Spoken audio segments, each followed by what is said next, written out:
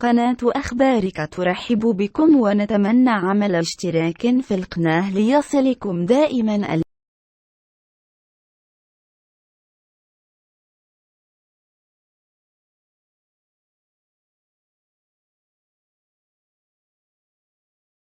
الزوجة وفاء استطاعت قبل سنوات بمكرها وحيلتها إقناع زوجها البرلماني بضرورة تنازله عن جميع ممتلكاته الموجودة بمدينة الدار البيضاء وبمنطقة بن أحمد. وأشار المصدر ذاته أن وفاء استغلت التشيطين والتحريميات ديالها وجعلت مرداس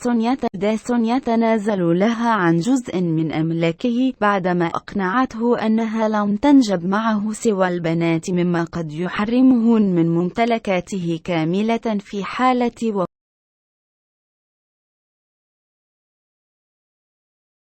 وأضاف ذات المصدر أن زوجة مرداس وضعت اليد على جزء كبير من أملاك مرداس يلكن مباشرة بعد إنجابهما لمولود ذكر. حاول مرداس إقناعها باسترجاع ممتلكاته الموثقة باسمها، إلا أن وفاء رفضت وقررت الاحتفاظ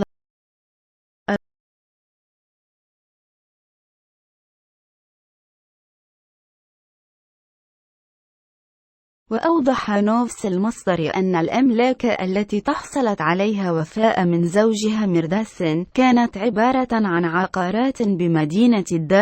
الدار البيضاء وممتلكات وشقة في منطقة بن أحمد، بالإضافة إلى مزرعة فيرما بنفس المنطقة وممتلكات